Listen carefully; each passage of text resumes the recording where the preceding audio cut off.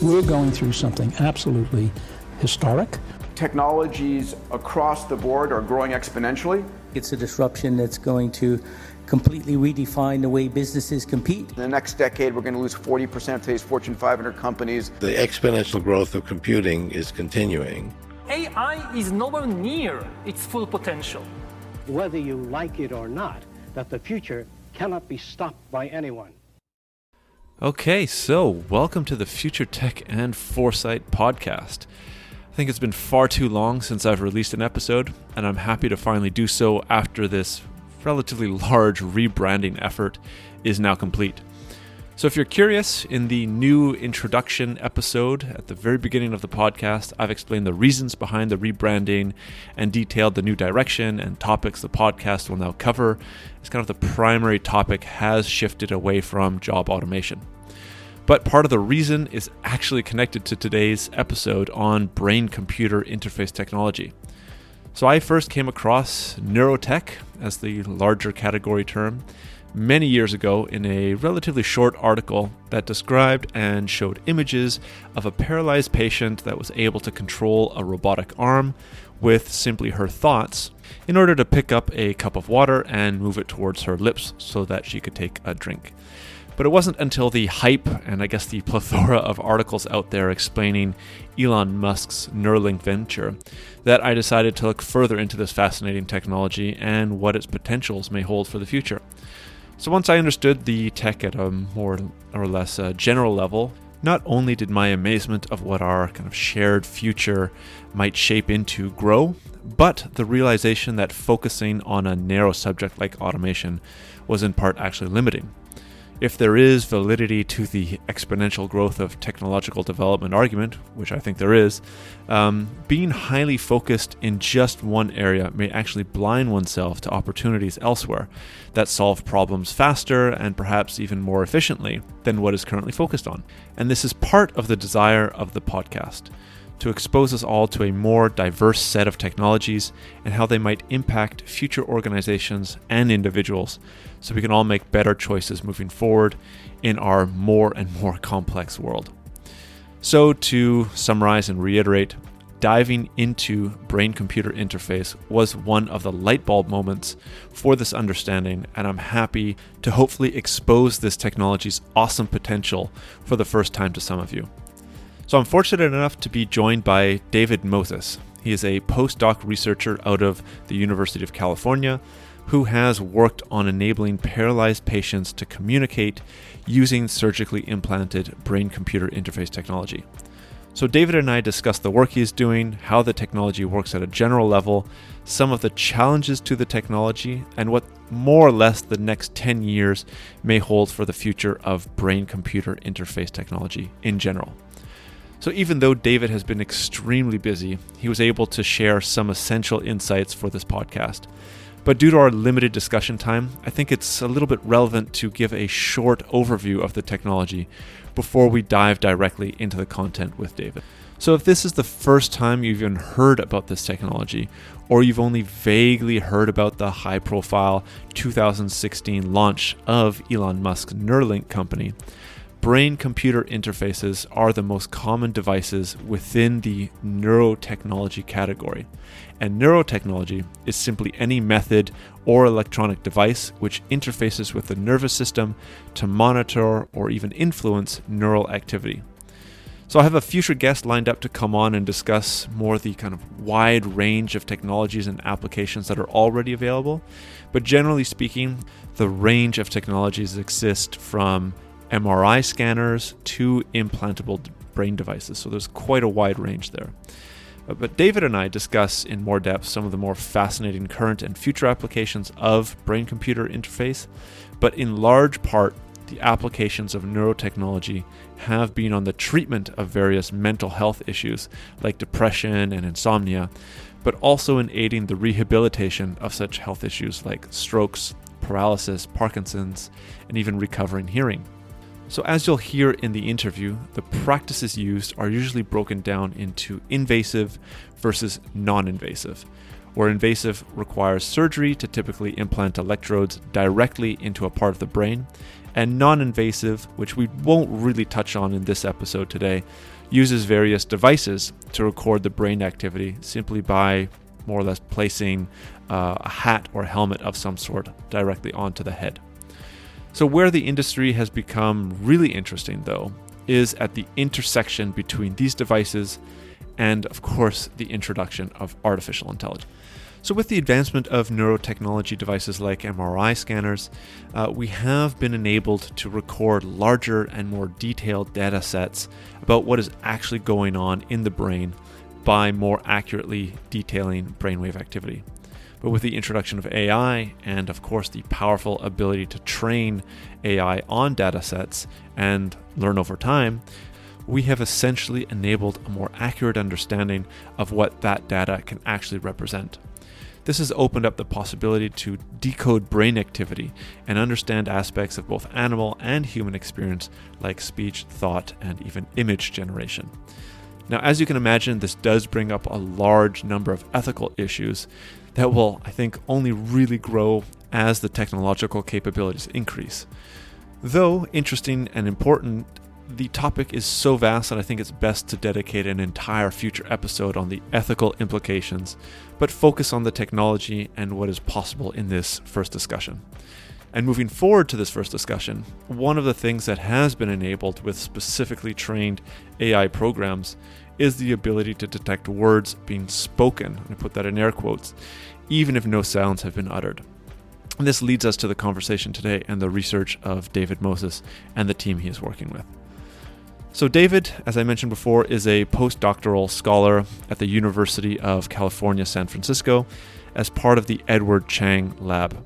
He has numerous publications that deal with how machine learning is able to decode speech from brain activity, and has been overseeing a lot of the research connected to one of the more high-profile studies that deal with an implanted brain-computer interface device in a living human patient.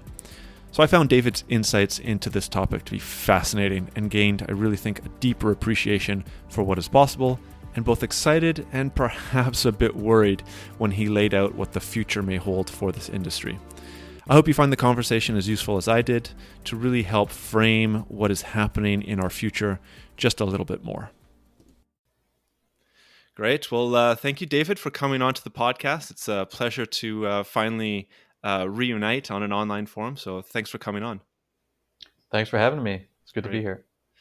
So the way that I like to start all interviews with all guests is to kind of get a little bit more of a personal perspective from you. So, we'll be talking about how to communicate without words per se, brain-computer interface, and kind of the interesting technology that you're working on. But maybe just to start off the bat, like what initially got you interested on a personal level in the work that you're doing? Yeah, I'm happy to talk about that. I think really it started when I was trying to figure out what I was going to do in undergraduate. And I was really interested in computer science at the time. I guess even a step before that in high school, I was actually on the computer science team, and it was fun. I liked being able to tackle these problems. And, it was just it really stimulated my interest in the field. And then when I got to undergrad, I was met with this decision of like, okay, I'm interested in computer science and software, but what kind of applications am I interested in? And that's when I started on this route of bioengineering, and that's what I got my bachelor's in, and eventually my PhD in as well. In terms of the focus towards neuroscience, I think that was also a natural progression for me, where I found myself just being more or less really interested in the brain as kind of like the final frontier and this really amazing computational organ that gives rise to basically everything we experience, and it's just this huge enigma. And it felt very exciting, and felt like a really good meeting point of software engineering and processing and all the artificial intelligence, machine learning stuff now, and then also neuroscience and biology. And now my passion these days is on how to apply that, and how can we bring those two things into the clinical realm, into a practical application realm. And that's through the use of course, brain-computer interfaces. And my particular interest is, a therapeutic implementation of brain-computer interfaces to help people who have lost an important function to regain some semblance of that function, or restore it as much as we can. Yeah. It's fascinating, and I also think that this is kind of maybe one of the things that maybe some listeners would be already familiar with, right? Some of the kind of therapeutic or the health benefits from using this type of technology for some of the people, like I'm sure you'll get into, like people that can't speak anymore or that are paralyzed, or as kind of has been popularized in the last couple of years, like with Neuralink and the type of work that Elon Musk wants to do with that company. But I'm also assuming that your initial interest came before Neuralink and kind of the more popularization of this type of technology and science. But maybe we can just dive into what exactly it is that you're doing and how your work is kind of influencing the ability for people to speak that have lost the capability, and maybe other things that maybe I'm not also aware of. Yeah, no, I'm happy to get into that. Basically, I think we had this really big milestone in 2021 where we kind of showed that it was possible for someone who is unable to speak due to paralysis is able to try to speak, and then through a brain computer interface we can decode what they were trying to say. And this was done in a very limited capacity. We have had what we consider an expansion of that came out late last year, another publication that shows that we can expand from the limited vocabulary we had at the start into something a little more. But I think in general, the goal was to leverage our understanding of speech motor neuroscience. So in the lab, we have a lot of experience in understanding how the neural signals in a particular part of your brain, which is called the speech motor cortex. And this is the part of the brain that allows you to control your vocal tract and speak. And we've been studying how these signals, give rise to speech. How do they give rise to the various vowels and consonants? And we did a lot of this with the ultimate, dream goal of, okay, if you understand this, maybe this can help people speak again who have lost the ability to speak. And so that's when we started the clinical trial to see if we can apply the knowledge that we learned to this different, to an actual patient population towards a practical application. And the way that this works, just to give a brief overview, is we have basically a sheet of electrical sensors, so electrodes, circular electrodes that sit on the surface of the brain. So you can imagine like EEG, but this actually is invasive. So the participants get brain surgery, and this sheet of sensors is laid over the surface of their speech motor cortex, over this part of the brain that would normally control the vocal tract. And we can acquire these signals as the participant tries to say certain targets. And then we have this, we build up this wealth of data from across all these sensors, and we can have machine learning models to tease apart the differences, very subtle differences in these complex patterns, both in space, across the surface of the brain, and also in time, as the neural signals evolve through time. And learning these patterns, we can then apply this to say, okay, now we have this model.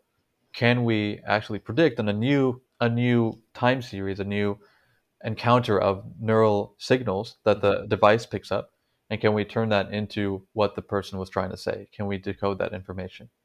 And so that in general is, I would say, the goal of this technology. It's to decode intent to speak, an attempt to speak. It's not mind reading. It can't pick up people's thoughts. It's really like when someone tries to speak, there's a disconnect between the brain and the vocal tract. And all we're trying to do with this interface is to bypass that disconnect and restore that connection through an artificial, digitized mean. And maybe for the listeners, it would be useful when we're talking about the size, right? So you were mentioning a sheet. I assume that this is a very small sheet. Yes, that's really good to emphasize. So this is only, I think the exact dimensions are something around 30 by like 70 millimeters, roughly. So, and this varies a little bit depending on what type of array you're using, but in our case, it's roughly this. I can't remember the exact numbers, but it's in the paper.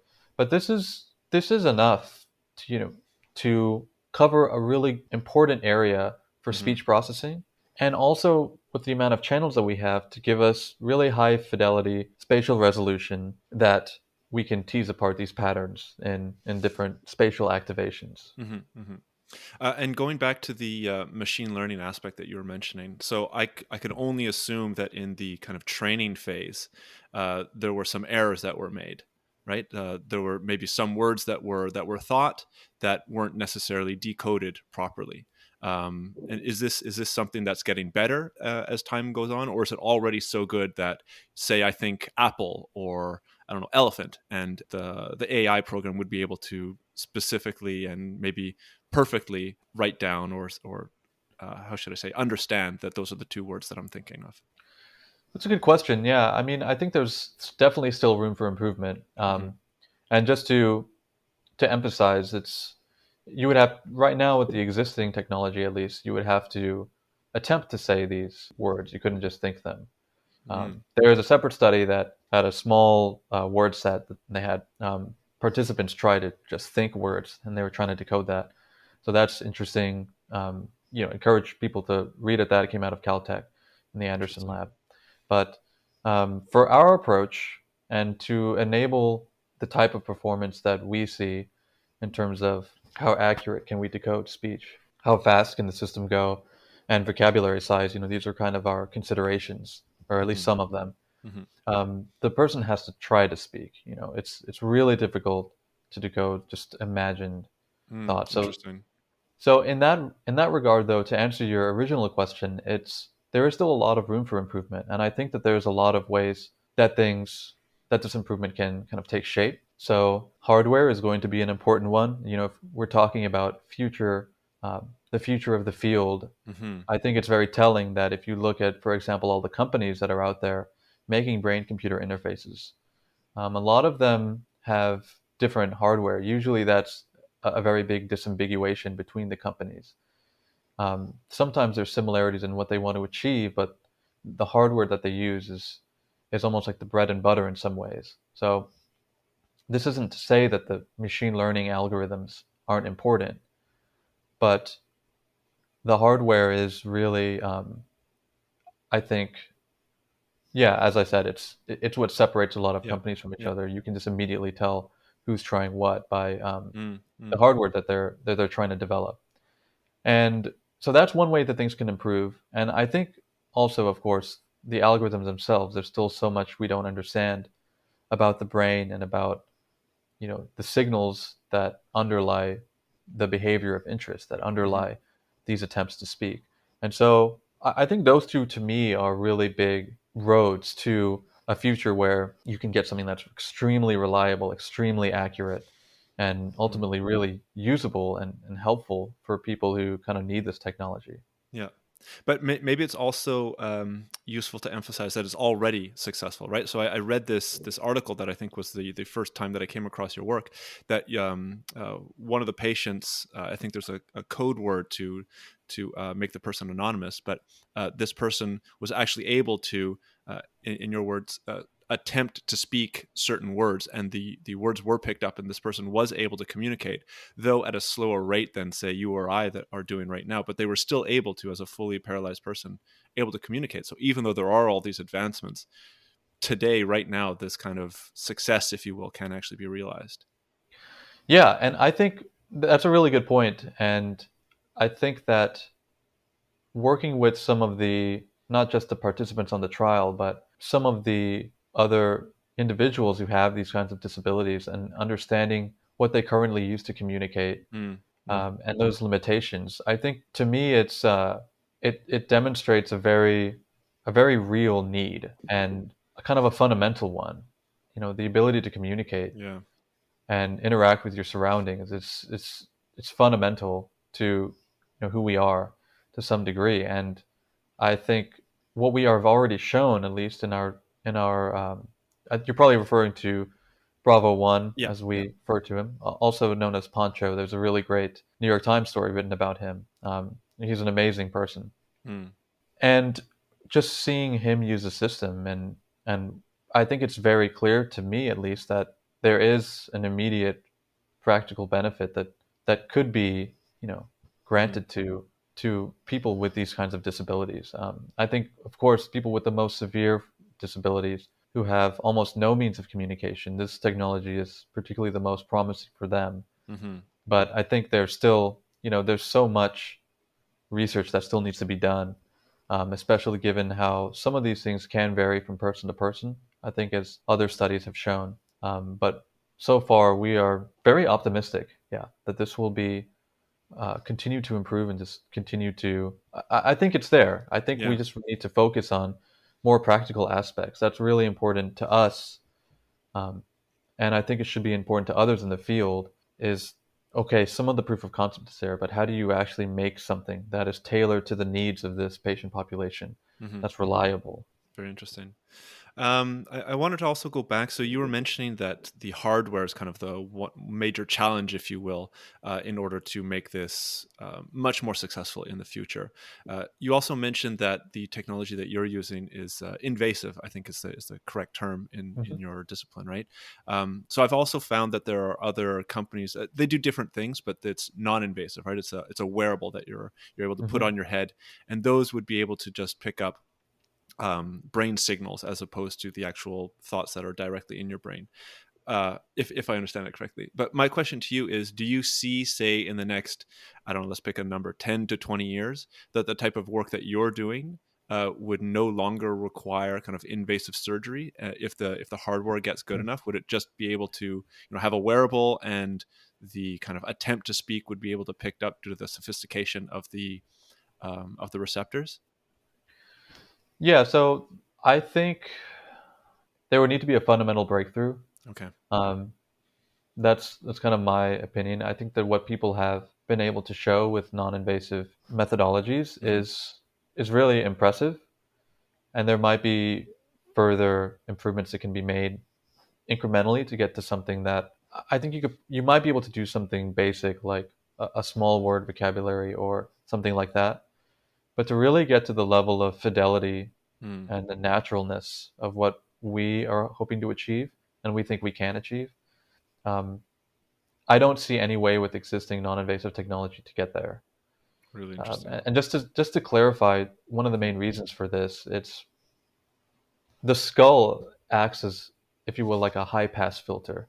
And Right. so what that means is that some of the really important and information rich neural activations, like brain activity that goes on in the brain, it some of that gets attenuated, it gets reduced drastically when you're trying to record it from outside of the skull. You can think of it as like trying to take a picture through like a sheet, like a blanket or something. Hmm. Hmm. Hmm. You can get some sense of what's going on, but a lot of the detail is lost. And so that just remains to be a major challenge for Hmm. non-invasive Hmm. approaches.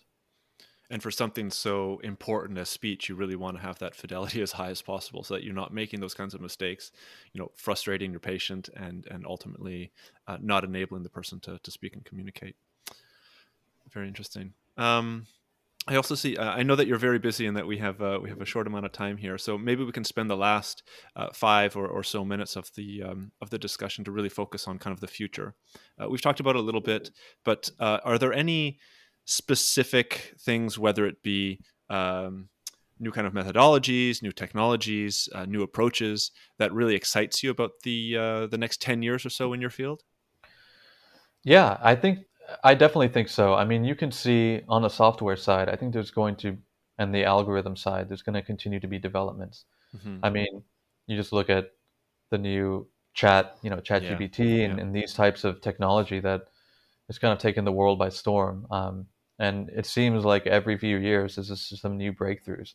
And these are like the big breakthroughs that make it to the popular sphere. But Right. within the realm of artificial intelligence research and related fields, there are often new models that people design that are actually really relevant to brain computer interfaces. Mm. And so we're pretty, I consider it's very fortunate that we have this wealth of research and active development that's going on in artificial intelligence that oftentimes, has really a lot of relevance to what we are trying to achieve with our technology.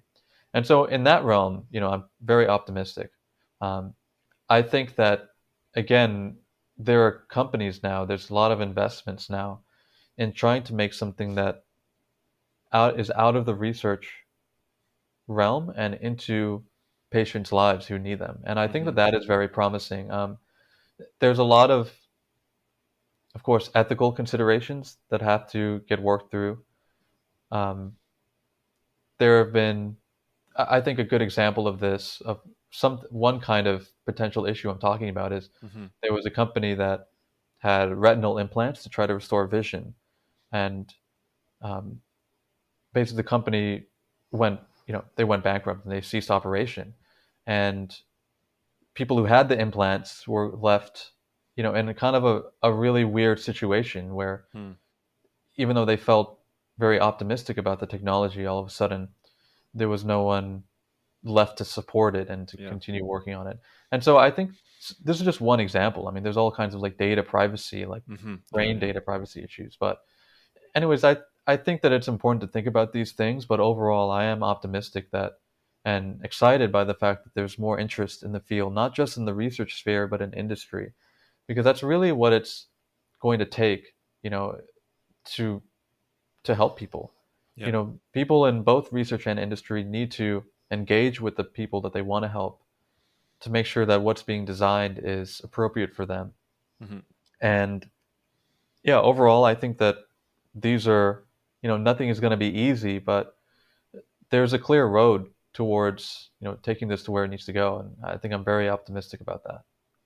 That's really great to hear. A very, very kind of positive outlook for the future of this really fascinating industry. Maybe another question here regarding to the future of this technology. So, we've talked about restoring communication, restoring sight.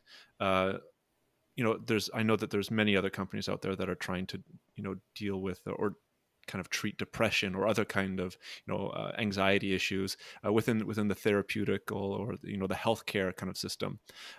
Maybe some of the more fantastical ideas out there are connecting your brain to, say, machines, your cell phone, for instance, being able to think and send a text. Is that anywhere in the near future? Or is this still something that you see is far away because of the ethical considerations would be massive, but also the technological considerations are maybe there needs to be another kind of breakthrough for that to happen too? Yeah, I think that it's not, like, if you're asking me if I think it's possible in the next 10 years, I definitely do. I think it is possible in the next 10 years. And I think if you imagine even the things that we're working on, like we decoded text as someone was trying to speak.